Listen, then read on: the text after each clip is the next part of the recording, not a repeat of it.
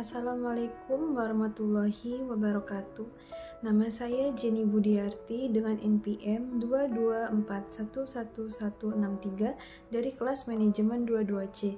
Di sini saya akan menjelaskan tentang manajemen modal kerja. Manajemen modal kerja adalah strategis bisnis yang dirancang untuk memastikan bahwa perusahaan beroperasi secara efisien dengan memadukan dan menggunakan aset dan liabilitas yang lancar untuk penggunaan yang paling efektif. Efisiensi pengelolaan modal kerja dapat diukur dengan menggunakan analisis rasio. Modal manajemen kerja memerlukan pemantauan aset dan liabilitas perusahaan untuk mempertahankan arus kas yang cukup untuk memenuhi biaya operasional jangka pendek dan kewajiban utang jangka pendek.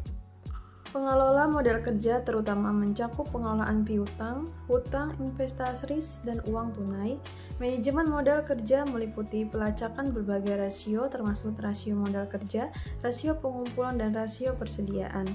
Pengelolaan modal kerja dapat meningkatkan pengelolaan arus kas dan kualitas laba perusahaan dengan menggunakan sumber daya yang dimiliki secara efisien. Strategi pengelolaan modal kerja mungkin tidak terwujud karena fluktuasi pasar atau mungkin mengorbankan kesuksesan jangka panjang demi keuntungan jangka pendek. Tujuan utama modal kerja manajemen adalah untuk memungkinkan perusahaan mempertahankan arus kas yang cukup untuk memenuhi biaya operasional jangka pendek dan kewajiban hutang jangka pendek. Modal kerja perusahaan terdiri dari aset lancar dikurangi kewajiban lancar. Aset lancar mencakup segala sesuatu yang dapat dengan mudah diubah menjadi uang tunai dalam waktu 12 bulan. Ini adalah aset perusahaan yang sangat likuid. Beberapa aset lancar termasuk uang tunai, piutang, inventaris, dan investasi jangka pendek.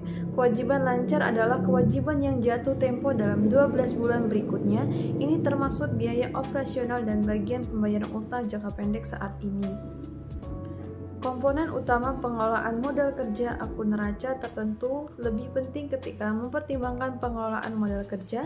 Meskipun modal kerja seringkali mengharuskan perhitungan seluruh aset lancar dengan kewajiban lancar, ada beberapa akun yang lebih penting untuk dilacak. Uang tunai, inti dari manajemen modal kerja adalah melacak kebutuhan uang tunai dan uang tunai.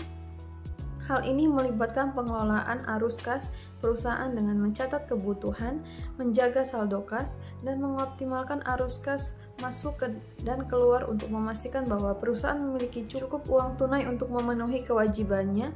Karena uang tunai selalu dianggap sebagai aset lancar, semua rekening harus dipertimbangkan, namun perusahaan harus berhati-hati terhadap simpanan yang dibatasi atau berjangka waktu. Piutang. Untuk mengolah modal, perusahaan harus memperhatikan penerimaannya. Hal ini sangat penting dalam jangka pendek karena mereka menunggu penyelesaian penjualan kredit. Hal ini melibatkan kebijakan pengelolaan kredit perusahaan, pemantauan pembayaran pelanggan, dan perbaikan praktik pengumpulan. Pada akhirnya, penyelesaian penjualan tidak menjadi masalah jika perusahaan tidak dapat menagih pembayaran atas penjualan tersebut. Hutang. Hutang adalah salah satu aspek pengelolaan modal kerja yang dapat dimanfaatkan oleh perusahaan yang seringkali memiliki kendala lebih besar. Meskipun aspek lain dari modal kerja manajemen mungkin berada di luar kendali perusahaan atau yaitu menjual barang atau menagih tagihan, perusahaan lebih seringkali mempunyai hak untuk menentukan cara mereka membayar pemasok, persyaratan kredit, dan kapan mengeluarkan tunai dilakukan. Penemu, perusahaan terutama mempertimbangkan inventaris selama pengelolaan modal kerja karena ini mungkin merupakan aspek paling berisiko dalam pengelolaan modal. Ketika persediaan dijual, perusahaan harus pergi ke pasar dan mengandalkan presensi konsumsi untuk mengubah persediaan menjadi uang tunai. Jika hal ini tidak dapat diselesaikan tepat waktu, perusahaan mungkin terpaksa memiliki sumber daya jangka pendek yang terjebak dalam posisi tidak likuid. Alternatifnya, perusahaan mungkin dapat menjual inventarisnya dengan cepat, tetapi hanya dengan diskon harga yang besar. Jenis modal kerja. Dalam bentuknya yang paling sederhana, modal kerja hanyalah selisih antara aset lancar dan kewajiban lancar. Namun, ada banyak jenis modal kerja yang masing-masing mungkin penting bagi perusahaan untuk memahami kebutuhan jangka pendeknya. Modal kerja permanen. Modal kerja permanen adalah jumlah sumber daya yang selalu dibutuhkan perusahaan untuk menjalankan bisnisnya tanpa gangguan. Ini adalah jumlah minimum sumber daya jangka pendek yang penting bagi operasi. Modal kerja reguler. Modal kerja reguler merupakan salah satu komponen modal kerja tetap. Ini adalah bagian dari modal kerja permanen yang sederhana, dibutuhkan oleh operasional sehari-hari dan merupakan bagian paling penting dari modal kerja permanen. Modal kerja cadangan. Modal kerja cadangan adalah komponen lain dari modal kerja permanen. Perusahaan mungkin memerlukan sejumlah modal kerja tambahan untuk keadaan darurat, musiman, atau kejadian yang tidak terduga. Modal kerja yang berfluktuasi. Perusahaan mungkin tertarik hanya untuk mengetahui apa saja variabel modal kerjanya.